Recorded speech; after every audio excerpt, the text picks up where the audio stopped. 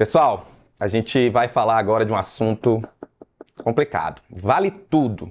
A novela que eu amo odiar e que eu odeio amar. Eu não faço parte do grupo que passa o dia inteiro lá falando mal da novela nas redes sociais. Mas também fica difícil não querer se enfiar num buraco com todas as tramas sem sentido, e não são poucas, tá? São todas, quase todas as tramas sem sentido, são mal acabadas, que a Manuela Dias tem colocado aí no remake. A última foi a namorada do Sardinha. A mulher foi citada, apareceu mais rápido do que as passagens lá dos Bebê Reborn, e a gente ficou confuso. Era realmente preciso gastar essa trama toda só pra fazer o Sardinha ver a Mari de Fati com o César? O negócio é tão bizarro que nem a Solange do Prá, que é a melhor amiga de Sardinha, sabia que ele estava namorando. Sendo que ela tem intimidade com ele a ponto de pedir que ele seja doador de esperma para que ela tenha um filho. Inclusive, já já a gente fala sobre essa trama nova, que eu acho que também não vai demorar muito. A gente vai entrar ao vivo agora com o Jorge Luiz Brasil, que é diretor do site Mais Novela e certamente tem muito mais cacife do que eu quando o assunto é Vale Tudo. Mas me diz, o que diabo tá acontecendo para essa mulher colocar tanta trama sem sentido e sem andamento para frente? Oi, Jorge, você me escuta? Verdade, né? Tô te escutando, pode falar. Tudo bom, Rafael? Tudo bem.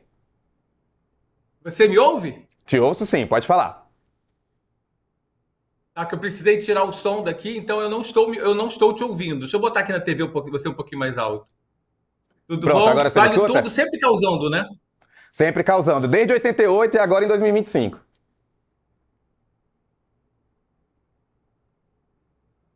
Gente, tá com um pequeno delay, tá? Tá me escutando agora? Mas pode falar aí, vamos falar que a gente tem muito para falar Gente, dessa, criticar esses buracos em Vale Tudo, pode falar que a gente tá esperando aqui. cara, eu não te ouço, pera um instantinho. Você vê, né? A novela tem tanto problema que passa o problema pra gente. Não tá me escutando por quê? Deve ser a Manuela Dias entrando aqui na nossa transmissão, querendo fazer alguma Será coisa. que foi a Manuela Dias? Não, não foi a Manuela Dias, não. Menino, a gente tem tempo para falar de Vale Tudo? Quantas horas dura essa live? Porque é muito assunto, tá? Se a gente for falar todos os buracos, é até amanhã. Não, vai até amanhã. Você puxou essa história do Sardinha, né? Do nada, brotou uma namorada pro Sardinha. É, ninguém sabia que... Eu achava até que Sardinha fosse assexuado, assim como Poliana. Eu tava com uma esperança até dos dois se juntarem, criarem uma situação lá. Eu tava nessa esperança e do nada brotou uma namorada. Eu até entendo a justificativa da Manuela ter introduzido essa menina para fazer aquela cena dele levando a menina no hotel e ele flagrar a Fátima com o César entrando na parte do hotel. Mas assim, desculpa, parece uma solução muito preguiçosa. Que outras soluções a gente poderia ter criado para esse flagrante que não fosse a surgir essa namorada do nada? E da mesma maneira que ela surgiu, ela já foi. Como tudo que acontece em Vale Tudo, né? A trama acontece e se esfarela e some. Então a gente tem uma lista aqui gigante que a gente poderia levantar a respeito dessa questão de tramas que surgem e se esfarelam, às vezes, no mesmo capítulo. Olha, eu tava esperando muito mais, eu seria muito mais crível pra mim, por exemplo, se ela colocasse que o Renato teve uma noite ali, um one night stand com o Sardinha, porque eles estão nessa proximidade aí, desde que o Renato acabou com a Solange. Se ela botasse lá dizendo, oh, Renato, Sardinha, saíram um dia pra tomar uma cervejinha, pra tomar um drink, acabaram na noite, viram lá a Maria de Fátima com César. Eu compraria muito mais do que uma namorada de 2 anos que a melhor amiga não sabe que existe. Não sabia. Isso consolou um pouco a mim, deve ter te consolado também. Se Solange não sabia, quem somos nós na fila do pão de Vale Tudo? Agora, eu sou como você, eu também nunca fiz parte dos hates de Vale Tudo, que o hate contra Vale Tudo começou antes da novela estrear.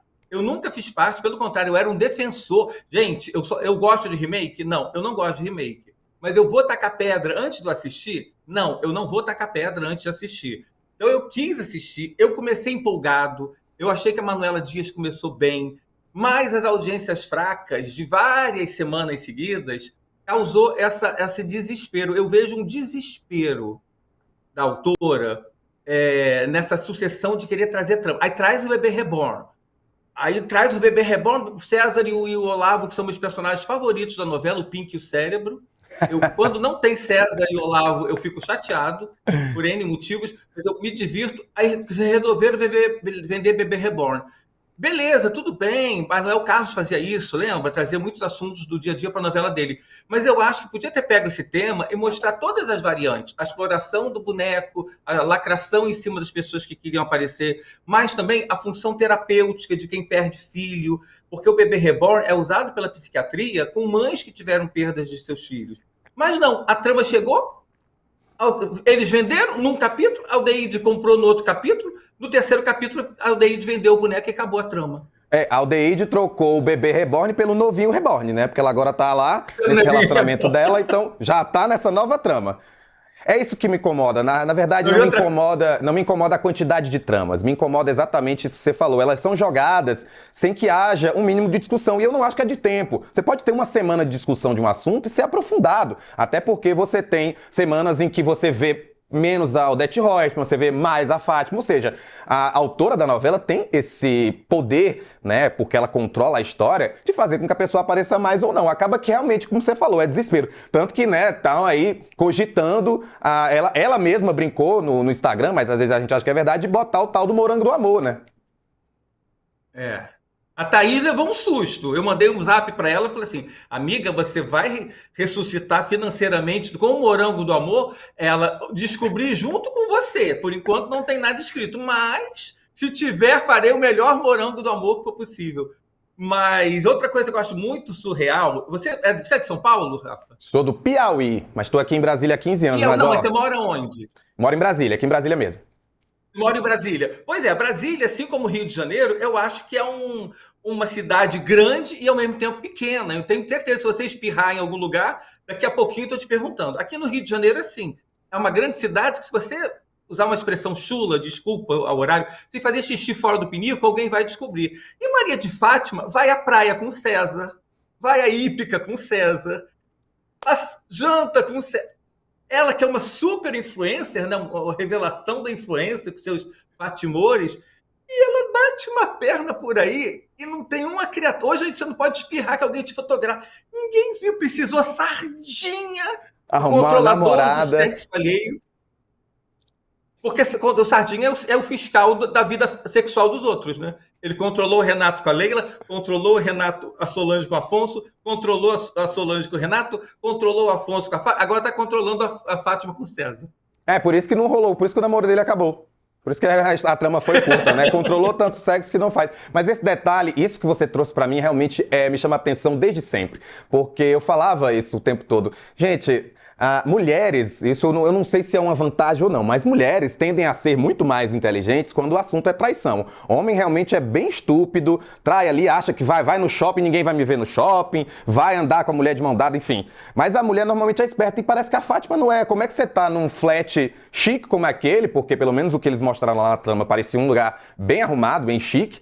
Aí ela sobe e aí você não vai conhecer. Como é que você não conhece a esposa do filho da maior bilionária? Enfim. É difícil comprar, né? Não, e ela já teve um aviso, né? Que foi os funcionários da mãe fotografarem ela na frente do restaurante. Ou seja, ela já foi flagrada. E ela tão esperta, é esse tipo de inconsistência que me incomoda na novela, essa inconsistência. A Raquel, a Fátima já passou por isso, ela já foi flagrada com César. E tão inteligente, tão maquiavélica, não aprendeu com a lição. Então, assim, é muita inconsistência, sabe? Que dificulta, por mais assim, que eu tenho muito coração, eu tenho coração aberto por Vale Tudo, eu tenho coração aberto pelas novelas, porque eu sou noveleiro, eu prefiro uma novela ruim do que não ter novela, mas tem um limite. Muita gente fala para mim assim, Jorge, voa, que é uma frase da Glória Pérez, voa, eu voo, mas esse voo não pode subestimar a inteligência do espectador. Tem um limite. A gente sabe que em novela só existe uma delegacia, só existe um advogado, só tem um restaurante. Todas as pessoas vão nesses mesmos da delegacia, né? Faz parte disso, é do folhetim. Agora, tem um limite para não subestimar a nossa inteligência, sabe? E quando ultrapassa, é aí que começa a me incomodar de verdade.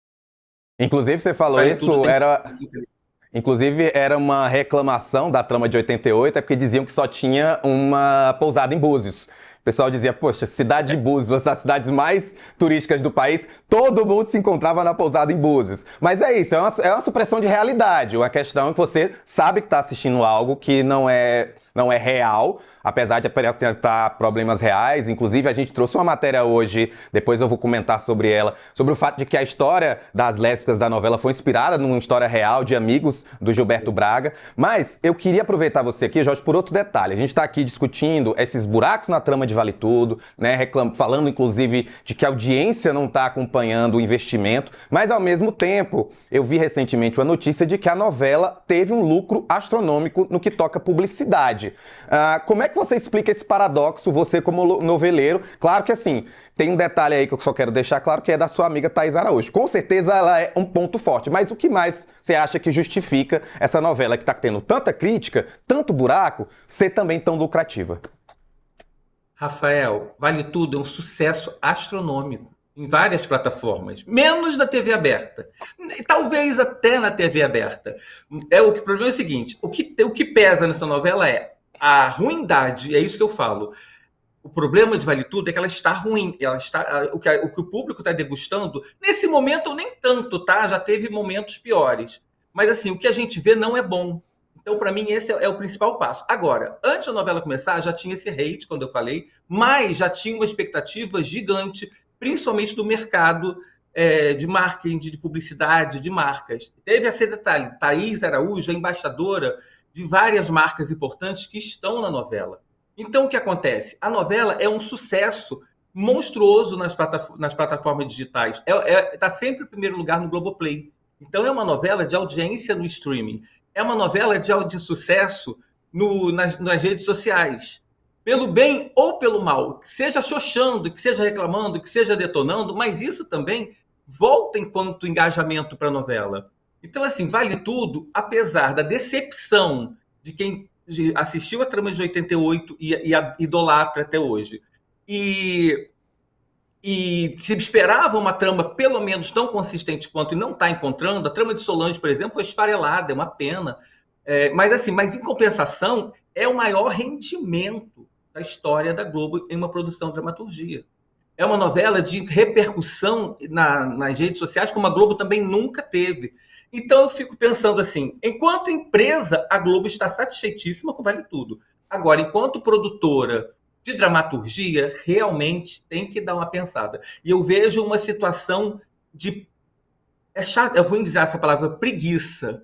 Eu vejo que a novela poderia ter várias soluções mais inteligentes. Vou te dar um exemplo também, eu sei que o seu tempo é curto, mas, por exemplo, um exemplo muito, muito patético. Marieta, começou a novela como recepcionista da Tomorrow. Ela foi levada para São Paulo. Uma empresa visualizou nela um talento, ela foi convidada. O Renato não teve dinheiro para bancar ela aqui. Ela não gostou, não se adaptou, voltou. O Renato recontratou. O Renato precisou demitir ela. A menina, ela tinha uma bagagem, ela deve ter feito milhões de contatos. Precisava aquela garota ir pedir emprego num botequim que estava uma placa, vamos abrir dia tal? O que poderia ser feito? Mas Jorge, o que ela poderia fazer? Simplesmente, ela ia levar currículo na Paladar.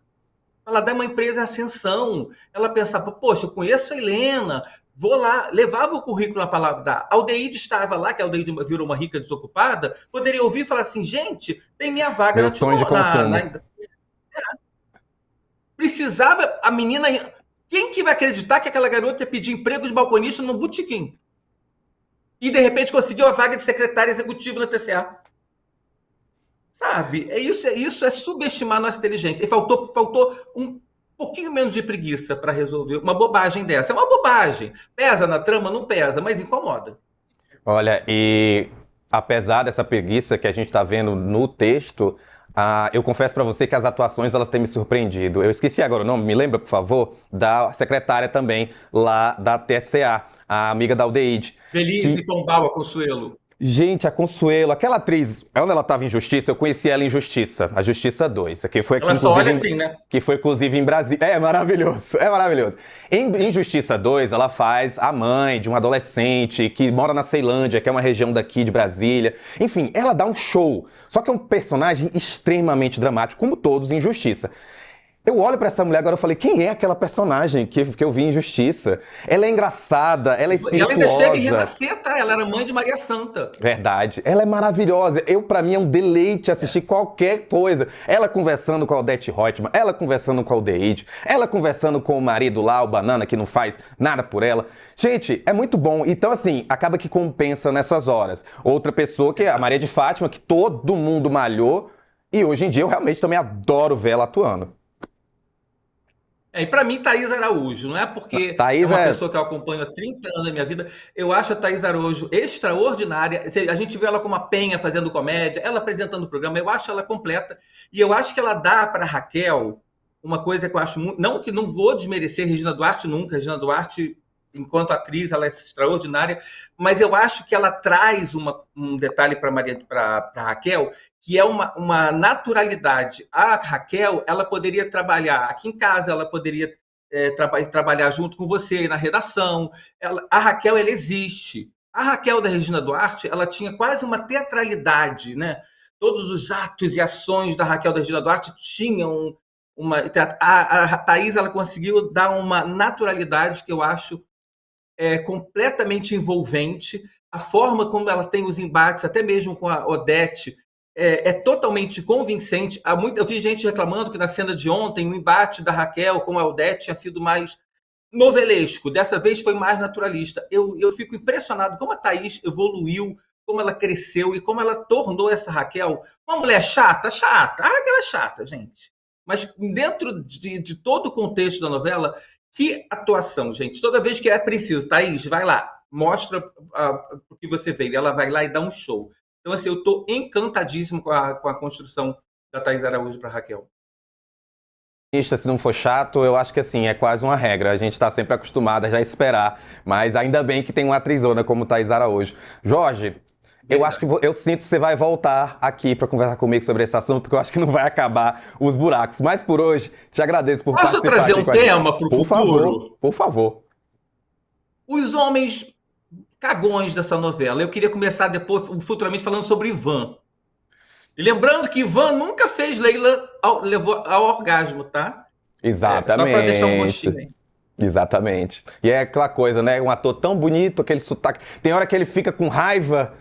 Ele fica com raiva e o sotaque dele pernambucano volta. É muito interessante. Enfim, vamos colocar essa lindo, pauta aí adoro. e vamos tratar com você. Meu querido, obrigado, viu, por participar aqui com a gente.